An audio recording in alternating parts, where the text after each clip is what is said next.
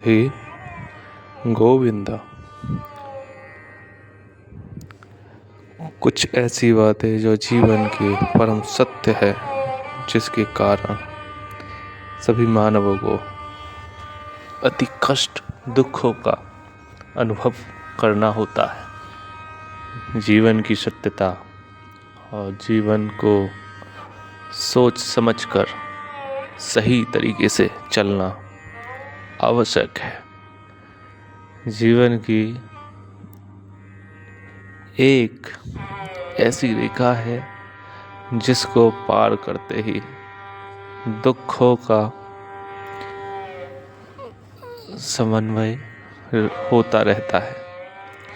हमको ये समझना होगा कि दुख और सुख में क्या अंतर है और हम किस ओर जा रहे हैं। मानव एक ऐसे आँखों में पट्टी बांधकर संसार में चलता जा रहा है जिसमें कहीं वो टकराता रहता है और ठोकरों को खाते हुए हाथ पांव को छटपटाता रहता है और दुखों में तड़पता रहता है। ये एक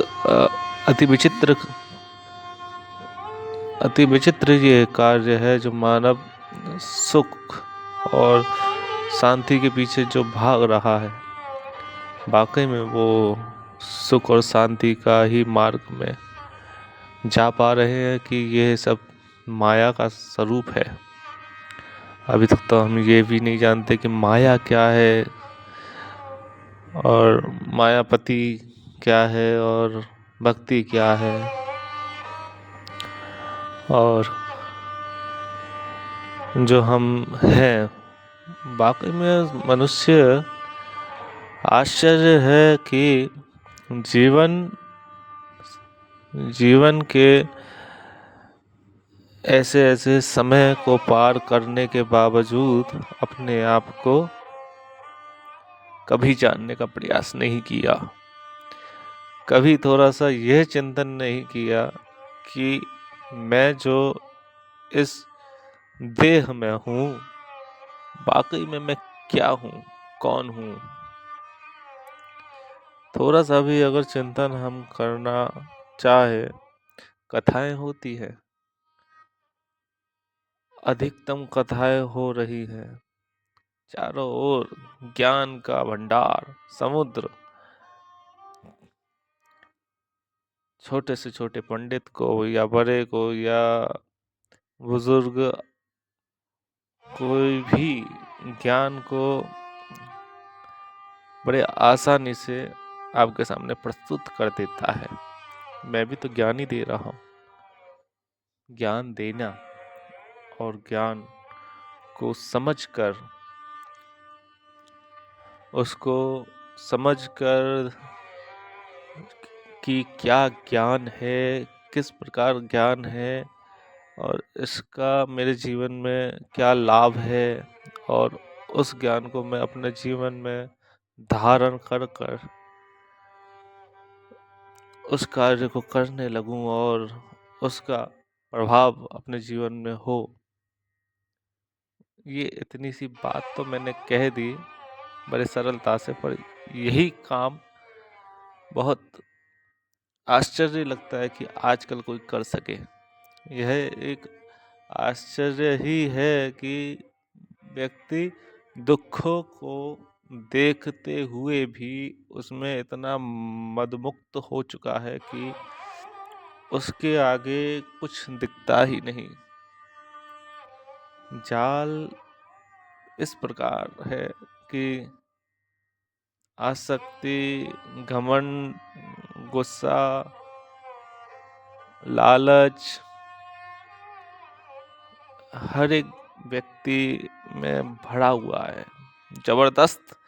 इसका कोई तोड़ नहीं निकल रहा है कि ये कैसी एक संसार की एक परिस्थिति है हर व्यक्ति के ऊपर कि वह एक आश्चर्यमय माया में फंसा हुआ है और जिसके लिए हर कोई प्रयास करता है ज्ञान से, वैराग्य से, भक्ति से, परंतु कुछ चंद लोग ही है जो इसमें इसको करने का प्रयास भी करते हैं और कई हद तक समझने भी लगते हैं। परंतु बहुत बहुतों को देखा है, हम अगर कहें कि हम जो कह रहे हैं उसको अगर कोई अनुकरणीय करे भी, उसके बावजूद भी घमंड कम नहीं होता है, लालच कम नहीं होता है। अगर कोई भक्ति भी अगर बाई चांस करने लगे तो उसमें भी उसको घमंड हो जाता है, और उसके ऊपर ज्ञान जब किसी के ऊपर सर चढ़ के बोलता है तब वो ज्ञान किसी की सुनता कहाँ, अपनी ही सुनाता है कि तुम क्या जानते हो ज्ञान के बारे में, तुमसे ज्यादा मैं जानता हूँ। ये घमंड एक इतनी विशेष तरह की माया जाल है जिसको तोड़ना अति कठिन है। परंतु समस्या ये है, पहले तो हमको अपने अंदर के विशेष गुणों को देखना होगा। हमारी जो राह है, हम चलते हैं बाहर की ओर, संसार की दृष्टि में संसार को देखते हैं और उसी को सत्य मान के उसी में जी रहे हैं। परंतु सत्यता तो कुछ और ही है बंधु। सत्यता तो ये है कि हमको अपने अंदर झांकना होगा, अपने अंदर झांक कर एक अलग दृष्टि से दुनिया को देखना होगा।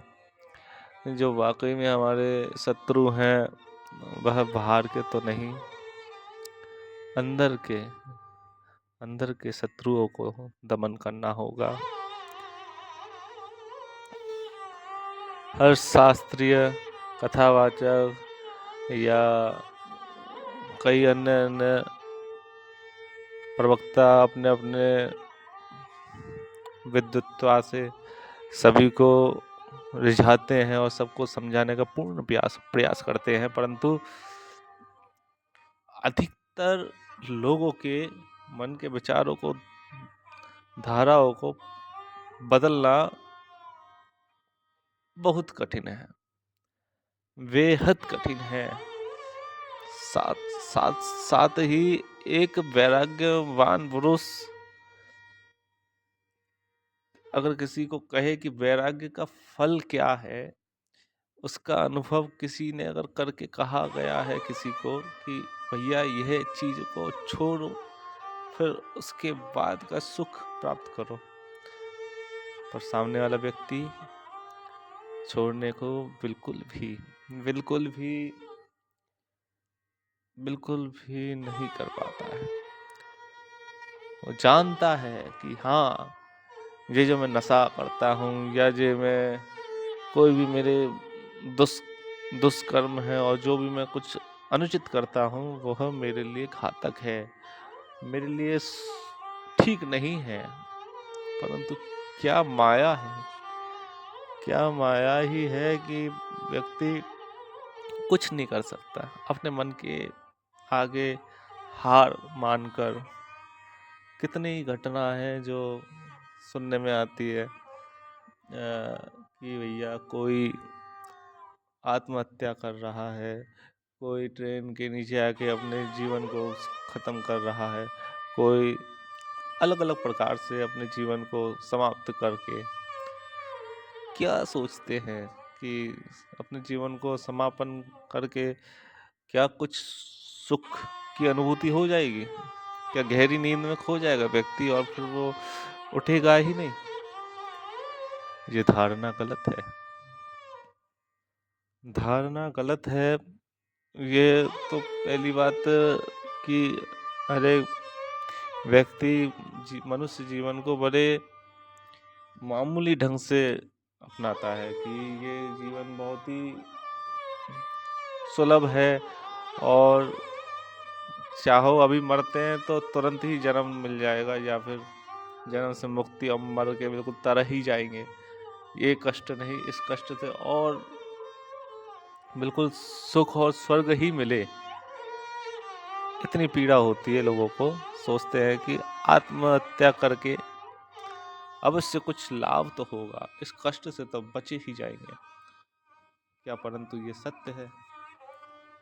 शास्त्र की अगर सुने तो जिस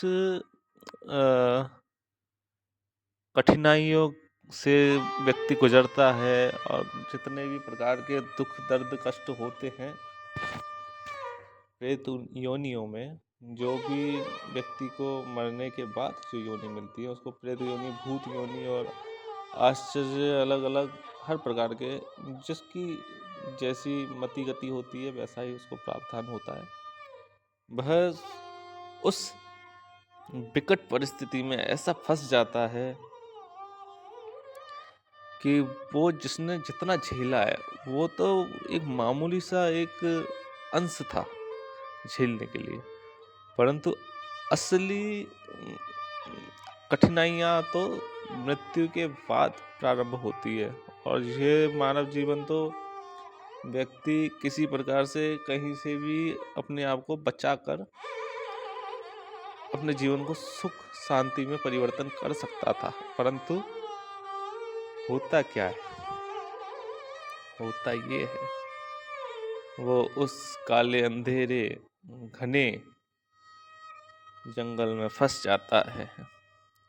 वह कितने समय तक उस परिस्थिति में रहेगा कल्पना नहीं कर सकते हैं। हमारे जो देह है, हमारी 100 वर्ष की आयु बताई गई है, उस प्रकार अगर हम पे कोई विशेष संकट और परिस्थितियां आती हैं, व्यक्ति हार जाता है, लड़ता नहीं, घबरा जाता है। घबरा यूं भी जाता है व्यक्ति कि वो अपने आप को पहले ही तो खत्म कर सकता है, खत्म कर सकता नहीं, खत्म कर चुका है, अब क्या खत्म करेगा अपने आप को, अब क्या आत्मदाह करेगा। व्यक्ति पहले ही अपने आप को अवगुणों से और झूठ झमाट, किसी की बुराई, किसी में घृणा, चोरी चकारी, लूट मार, अलग अलग प्रकार के पाप कृत्य को करते हुए अपने आप को इतना अपने आप को गिरा लेता है कि अपने खुद नजरों में गिर जाता है। फिर उसके पास बल कहाँ से आएगा? जो परिस्थिति बनती है व्यक्ति के खुद के कर्मों से बनती है। कर्म अगर अच्छे हो तो आपके बुरी सी बुरी परिस्थिति में भी आपको कोई ना कोई मार्ग दिख जाता है और आप वहाँ उस मार्ग में बड़े दृढ़ निश्चय से सफल हो जाते हैं। परंतु वह सच्चे लोगों के लिए होते हैं जो विनम्र हो और शास्त्र को मानते हो, प्रभु पर विश्वास करते हो और हर प्रकार से सत्य ही बोलना चाहे, जिनके मन में छल कपट ना हो, जिनके आचरण में बुद्धिमत्ता हो। हमारे ये जो आचरण और ये जो हमारे को विचार जो आते हैं, मन की परिस्थितियों को हम कभी ध्यान नहीं देते हैं, ना ही कभी कुछ अच्छे कर्म करने का प्रयास करते हैं।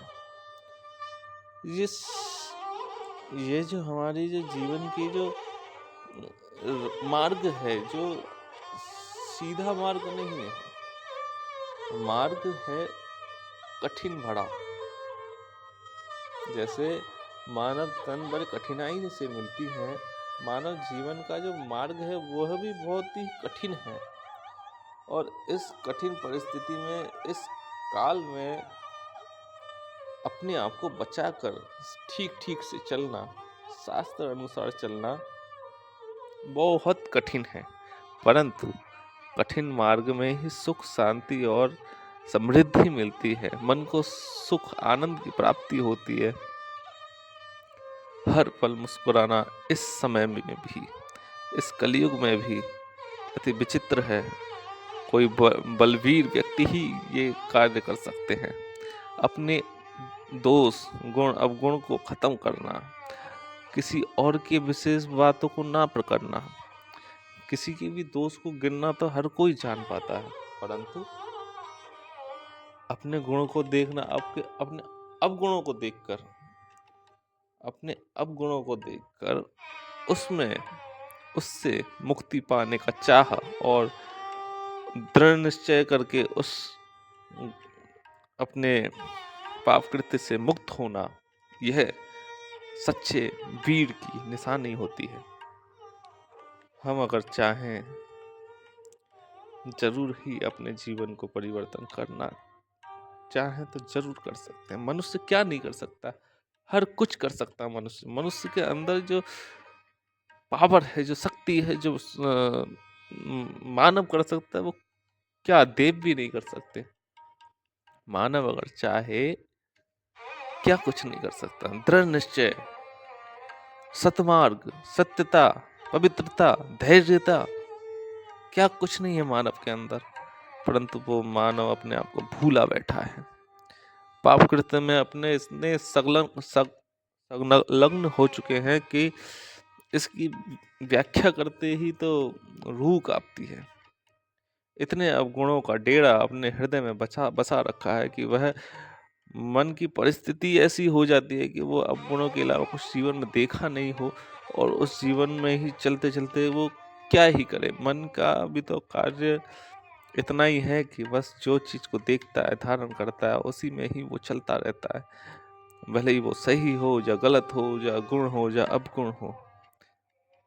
और मन के हारे हार है, मन के जीते जीत, ये क्यों कहते हैं? इसलिए ही तो कहते हैं, जब हम किसी चीज को दृढ़ निश्चय करके अगर मन से, पूर्ण मन से करते हैं, तो उसमें हमारा मन लगता है, और मन लगने के बाद जो हमारा शरीर कार्य करता है, वो दृढ़ निश्चयता से करते हैं, और कहीं ना कहीं प्रभु भी हमारा साथ देते हैं। सत्यता में, पवित्रता में और सतमार्ग में, वह जो हमारी अंतर आत्मा से जो शक्ति आती है, वही तो हमारे प्रभु की शक्ति है। उसको हम ना देखते हुए और ना समझते हुए अंधों की तरह अवगुणों के आर पार चलते रहते हैं। यही तो कार्य रह गया हमारा, कि हम कष्टों को ही तो अपने सिर पर ढोते हुए चलते जा रहे हैं। क्या हमारा यही मार्ग है? सत्यता बोलो, क्या हमारा यही मार्ग है कि हम अवगुणों पे ही चलते रहें? यही जीवन मिला है हमारा? हम क्या पशुवत जीवन को जीने के लिए आए हैं? किसी स्त्री को भी देखकर अपने मुंह के लाड़ को टपकाते हुए उसके विषय में गंदे विचार धारा और कुछ भी बोलते रहते हैं, किसी के बारे में भी। यह हमारा जो मुख है, इतना शुद्ध और पवित्र होना चाहिए, कि इतना मीठा होना चाहिए कि व्यक्ति किसी को अगर कोई वार्ता करे तो आनंद की अनुभूति हो। और हम जब किसी को कुछ कहते हैं, आजकल तो ऐसे ऐसे वाक्य निकलते हैं मुंह से कि अब शब्द के अलावा शब्द ही नहीं निकलते। क्या छोटा, क्या बड़ा, कोई व्यक्ति कैसा भी हो, मुख की शुद्धि नहीं, आंखों की शुद्धि नहीं, कानों में कोई शुद्धता नहीं, सुनना है तो कुछ भी सुनते रहते हैं, चलना है तो कहीं पे भी चले जाते हैं, खाना हो तो कुछ भी खा पी लेते हैं। ये मनुष्य कृत्य नहीं है। और इस कृत्य के अनुसार जो भी व्यक्ति को मिलता है, वही हो रहा है। सत्यता तो यही है कि जो जैसा करता है वैसा ही होता है, और संसार में जो चल रहा है, जैसा जो कर रहे हैं वैसा पा रहे हैं, इसके अनुकूल ही हो रहा है। कलयुग आ रहा है तो कलयुग के हिसाब से जो भी हो रहा है, व्यक्ति जैसा करता है वैसा ही उसको प्राप्त होता है। परंतु वो भूल जाता है कि ऐसा भी क्या हो सकता है कि जो मैं करता हूँ वही मेरे को प्राप्त होगा। क्या अगर गिरे हुए 10 का नोट को अगर मैं चुरा के उठा के अपने पॉकेट में रख लूंगा तब मुझे उसका भरपाई नहीं करना होगा? हो जाता है। परंतु ठाकुर का जब डंडा चलता है, किसी को दिखता नहीं, किसी को पता नहीं चलता, आवाज नहीं होती है, हल्के से उनका काम अपने अंदर अंदर ही अंदर हो जाता है। ये सिर्फ मन को ही पता चलता है कि हाँ, मन ने चोट खाई है। व्यक्ति तो विशेष बेचारा मन के पीछे ही लगा रहता है, मन से इतनी आसक्ति हो जाती है, मन जैसा कहे वैसा व्यक्ति चलते हैं। जीवन भर मन नचाता रहता है व्यक्ति को, और व्यक्ति विशेष नाचता रहता है। कभी कुछ खाना है, कभी कुछ करना है, कभी किसी को देखना है, कभी कुछ करना है, कभी कुछ सुनना है, कभी कहीं जाना है, कहीं कुछ। अरे प्रभु, अति होती अति। मन अपना नाच नचाए जा रहा है और मानव अपने जीवन में नाचते रहे, और पता नहीं कब तक नाचते रहेंगे। हे प्रभु, सभी को सद्बुद्धि और ज्ञान को देते हुए विनम्रता दीजिए, झुकना सिखाइए। यह कार्य वीरों का है, यहाँ नपुंसकों की कोई आवश्यकता नहीं होती है। भक्ति में विशेष है मानव का धैर्यता और विनम्रता।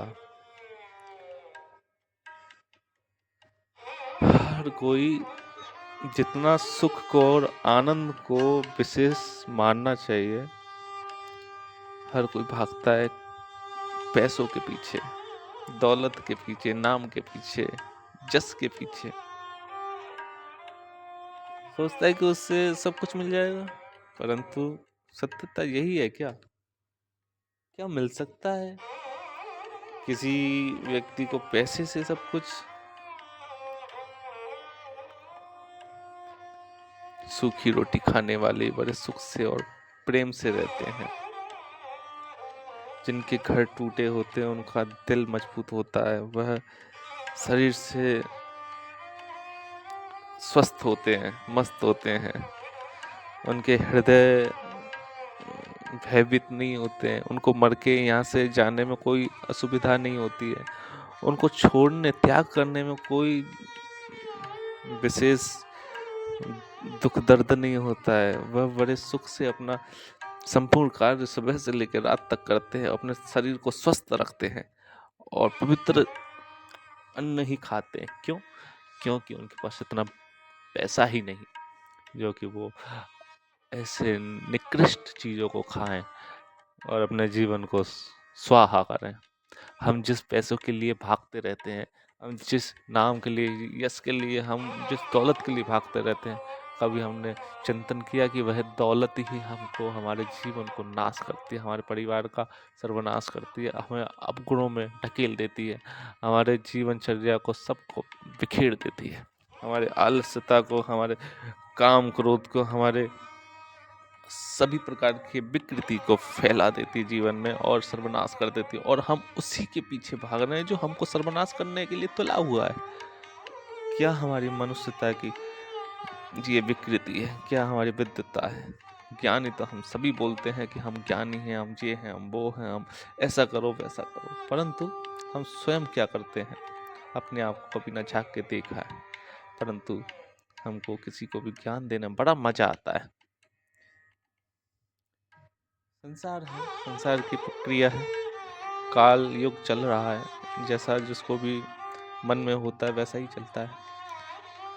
यहाँ शास्त्र को एक, जैसे वो होता है ना कि फालतू किताब, फालतू पुस्तक जिसको उठा के अगर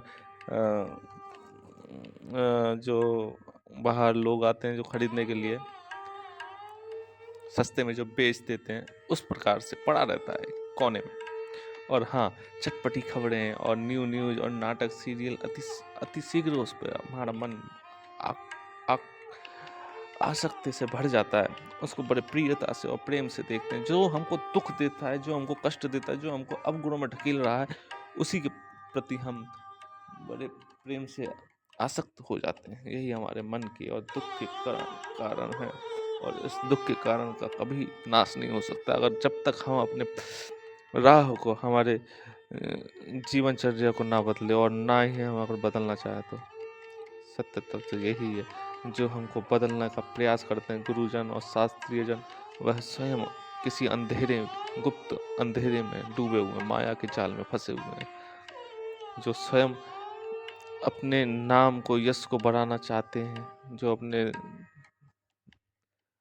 लाभ, अपने पैसों को, अपने मठ मंदिरों को बढ़ाना चाहते हैं, जो खुद अंधेरे में है, वो स्वयं किसी को कैसे अंधेरे से बचाएंगे।